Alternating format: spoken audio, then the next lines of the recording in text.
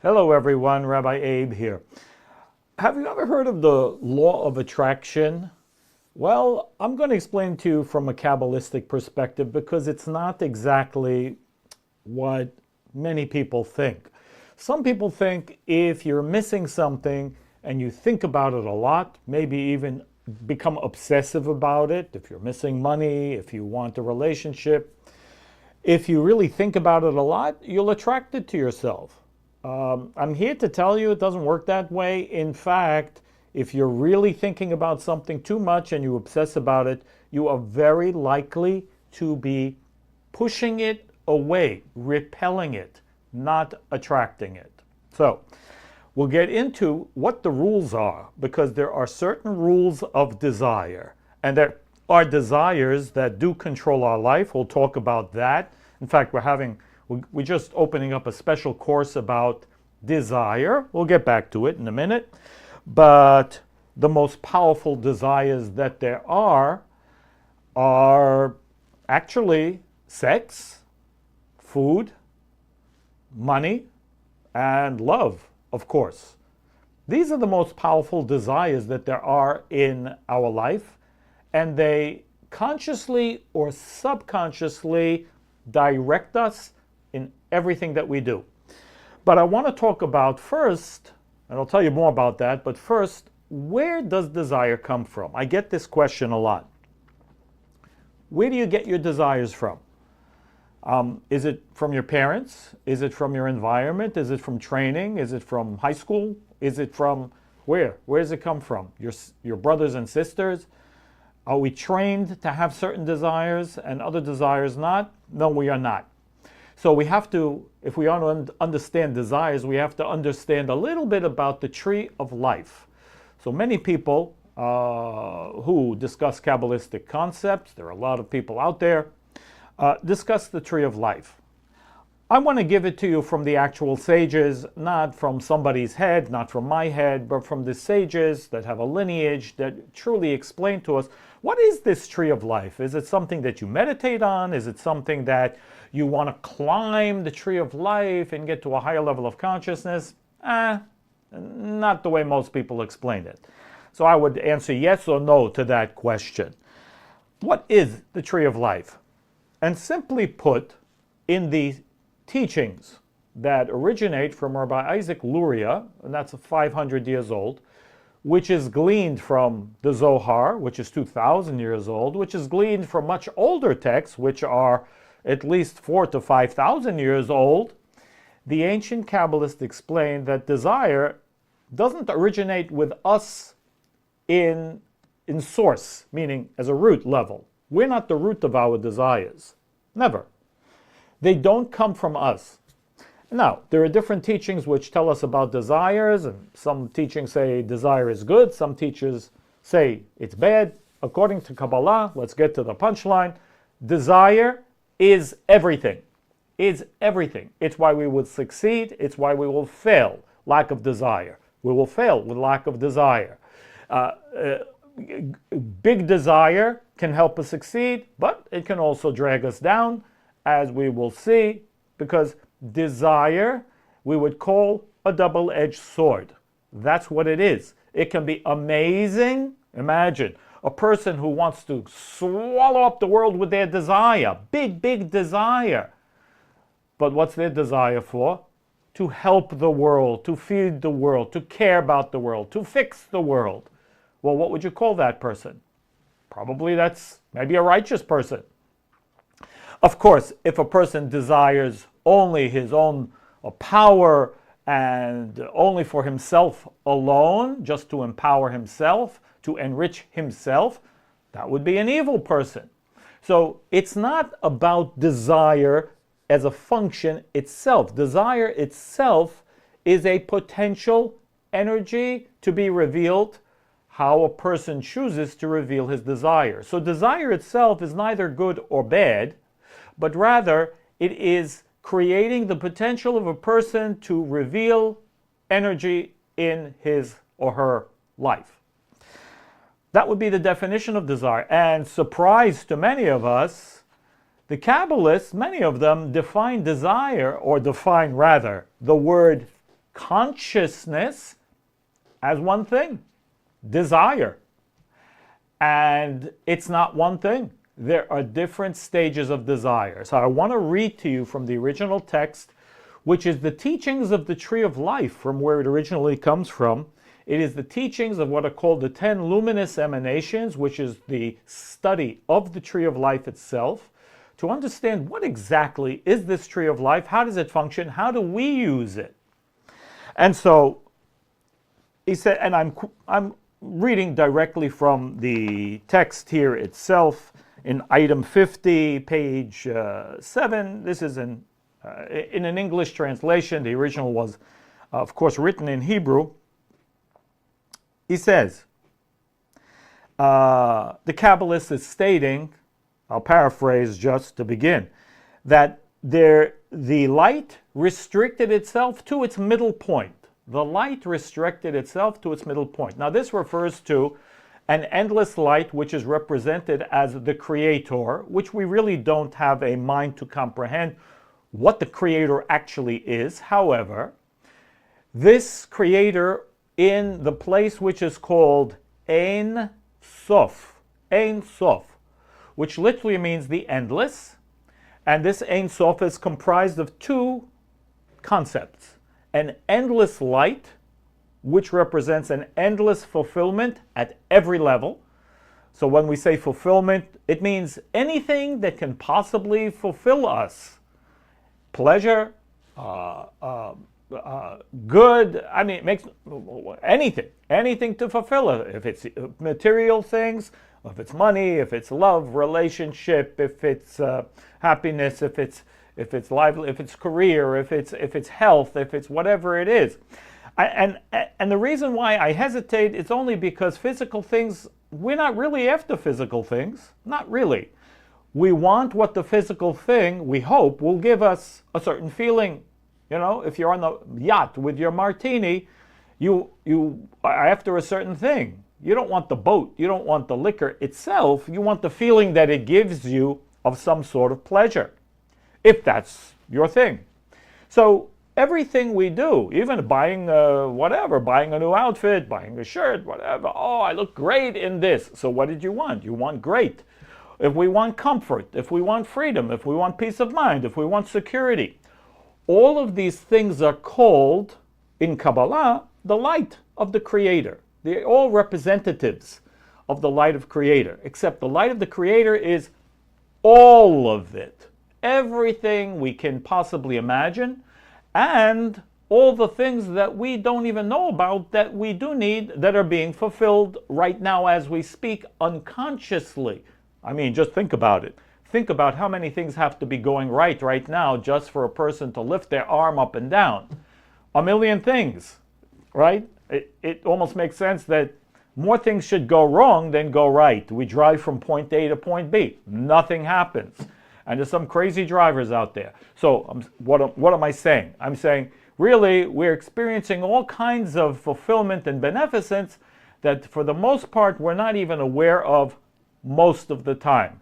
Only when there's a lack and the lack becomes fulfilled, we become aware, oh, I had a lack in something that I was receiving. You know, I had comfort in my mouth until I had a toothache.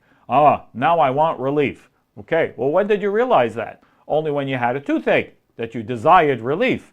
But you were getting relief before you got the toothache. All right.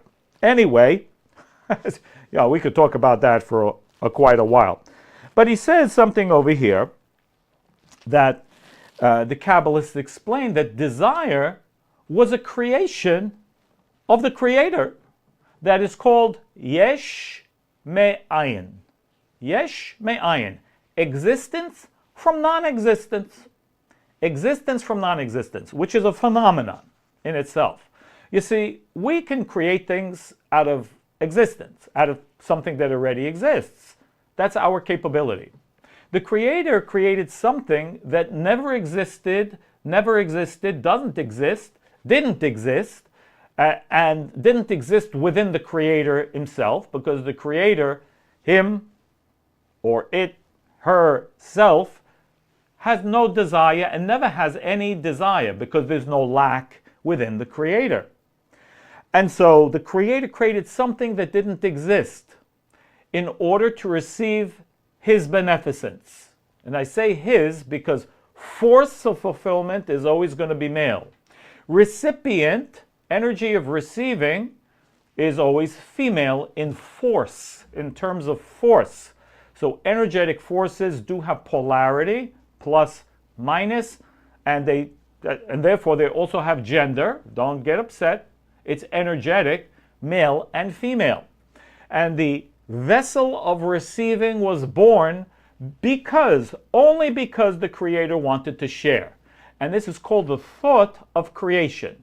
Now realize I'm abbreviating part of a study which would take us quite much longer of a time to really go into the details of that. But that's the gist of it. That's the gist of it. The Creator wanted to share, and out came a vessel which would later become the souls of humanity, because that's what a soul is. It's a vessel of receiving the light of the Creator in which we perceive fulfillment. I feel happy. Where do you feel it? In your ear? Well, no, we feel happy. We feel good. We feel at peace. Okay. The soul is a receptacle for the fulfillment of the Creator, of that light, of Creator force. And now our soul is a result or a spark from the endless vessel which existed and exists currently. I don't want to get into now a conversation of time, because in the endless there is no time. It always exists. It exists now, always will exist, and it's concurrent with where we are now. I hope this won't be confusing, okay? But that's why we need the study to kind of, get more into the details about this, to understand it thoroughly. But where I want to go with this is the idea of the desire. So our desire is actually a part of creation. It's not something we just, I think I want those shoes. Yeah, in a way, it's interesting. In a way, the way the Kabbalists explain it, we don't buy the shoes. Why do you want those shoes? Maybe you saw them, maybe you heard about them, in some way, or you feel a need for maybe comfortable shoes, or you need something to go with your outfit, and at whatever level you've already felt, imagined, or whatever, some shoes that exist for you that will give you this fulfillment. And even unconsciously, you've already experienced the idea of the fulfillment, and now I want it. And so you go to the mall and you buy your shoes. What really happened over there? Did you buy the shoes, or did the shoes buy you? According to Kabbalah, the shoes bought you. The shoes that exist, that have a potential fulfillment, awakened your desire to have them. Think about it. Let me give you maybe an easier example. I'm walking down the street. I love hamburgers. I'm not thinking about hamburgers right now. I'm not even thinking about eating, but I'm walking down the street, and you know what? There's a grill place a couple of blocks away, and as close I get into the vicinity of that place, I start to smell hamburgers grilling. And I smell, wow, that smells good. I could go for one of those. So the smell of the hamburgers grilling awaken my appetite, my desire to have one. That's the way it works. So fulfillment, as a rule, if you're paying attention, fulfillment awakens our desire to have it. Fulfillment is always called the light of the Creator. Yes, the smell of the hamburgers grilling is a part of the light of the Creator. Anything that awakens its desire for me to have it is part of the light of the Creator. I don't want to even go to the conversation, but even bad things still have the ability to give a fulfillment or a pleasure, and even the bad things that people do are being awakened by the light of the Creator. The fulfillment, not the action. Okay, you have to pay attention. The fulfillment, not the action. In other words, I can go about getting fulfillment by working for it and earning it, my money, or I could go steal it. So the fulfillment to have the money, that comes from the Creator. The action to decide to go steal it and not work for it and earn it, That comes from the individual, a choice, a free will. Okay, let me read. It's perplexing, for there is neither beginning or end there, meaning in the endless. There's no beginning and no end. There's no time. How is there a middle? Because he said there's a middle point within the endless.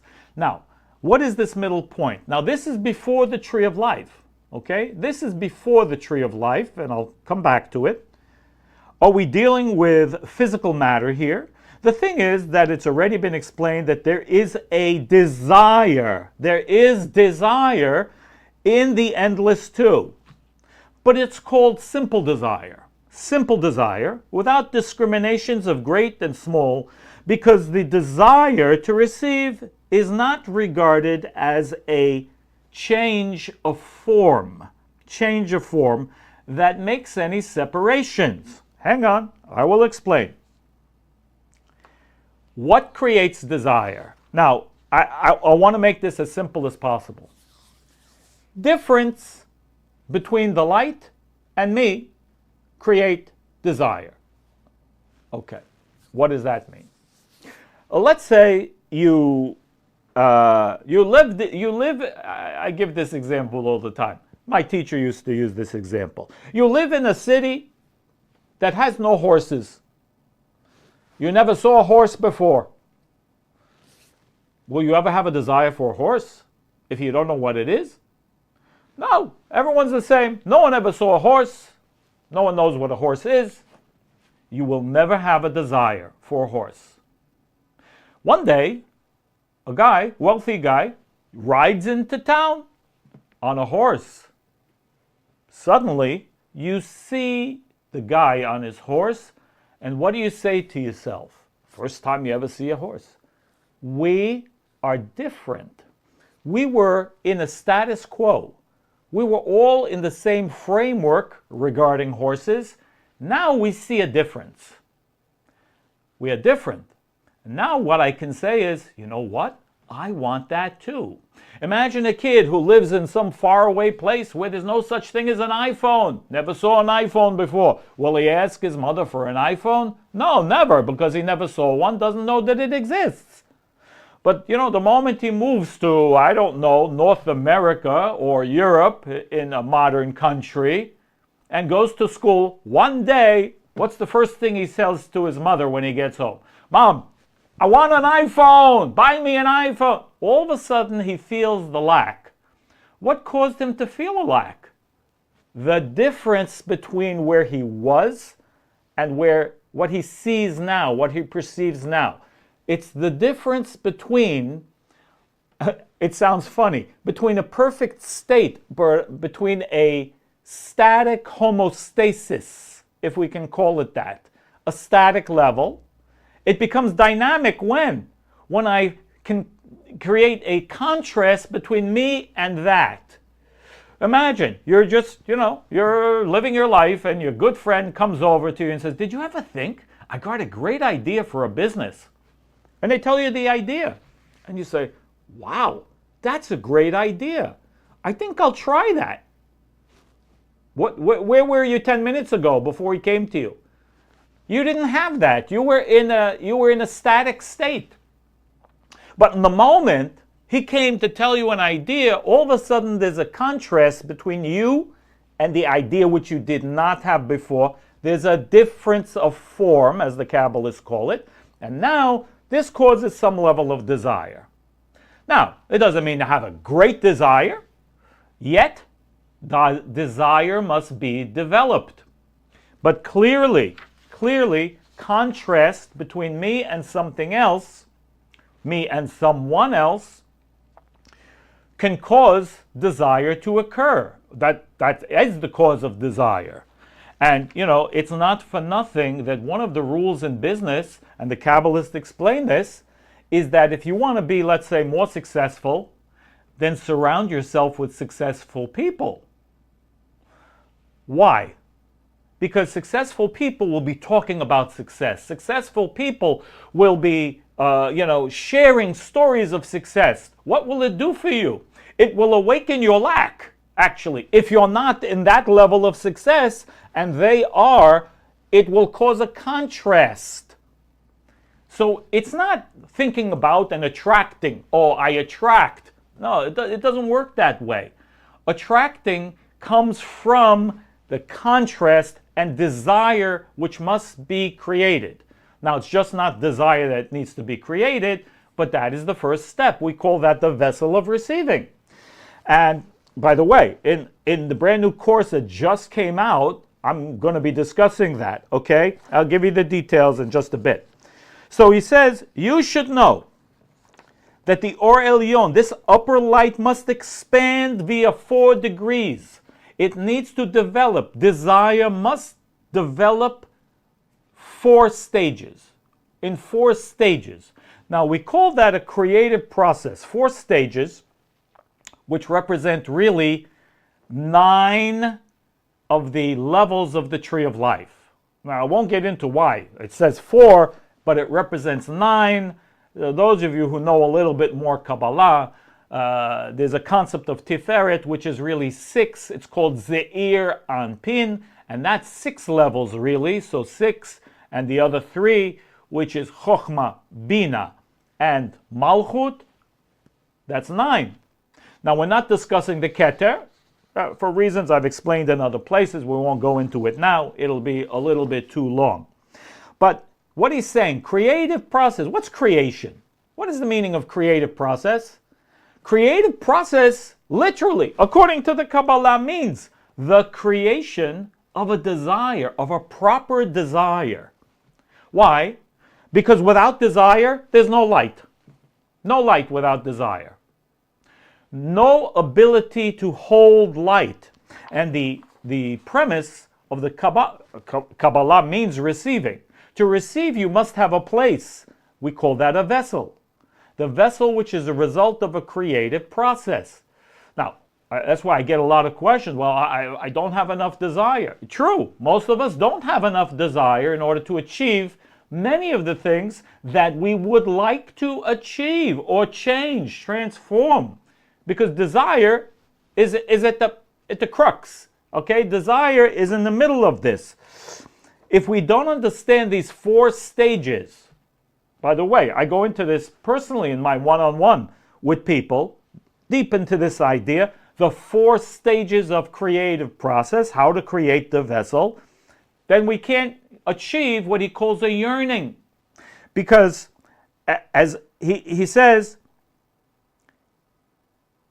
as much as this desire becomes disclosed by the force of the vessel itself, it's not permanent. It's not permanent until the vessel yearns, until it feels the lack and has a yearning for the fulfillment, for that light. So, a vessel that is capable of receiving must get to the stage of yearning for the fulfillment. That means, in plain language, the first step in creating a vessel of receiving is getting to the place of a yearning for what we truly want. What is the meaning of a yearning? Does that mean just to sit at home and yearn? I yearn. I really yearn. I yearn to have a relationship. I yearn to have money. I can't pay my bills. I really want it. That will do absolutely nothing. Why? Because the yearning is the 99%. We call that the energetic level. Creating the vessel of receiving, the yearning. Well, what else is necessary? Well, I need to do something. In other words, the yearning must propel me into a physical action that I'm willing to do what's necessary in order to fulfill that desire. And most of us are not there. We're not willing to do it. We're not willing to do it.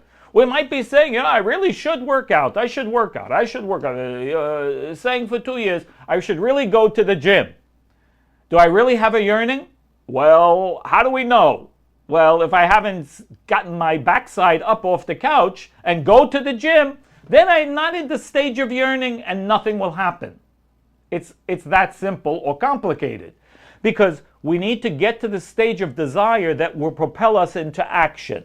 Now that's you can take that just simply, but there's also many levels to that, many levels to that. I'm going to get into some of those levels in the new course that was just put up on the website at rabbieabe.com. The greatest desires that control our life: sex, food, money, and love. Those are the four greatest desires. Where does that desire come from? Why is it controlling our life? And it can make our life a misery, or it can bring joy and happiness to our life. Yeah, but it depends how we go about fulfilling those things. And there's a methodology, according to the Kabbalists, how we go about doing that. And I'm going to get into it in great detail in the course. Be blessed, guys. Lots of love, and I'll see you very soon on the next video. All the best. Have a great week.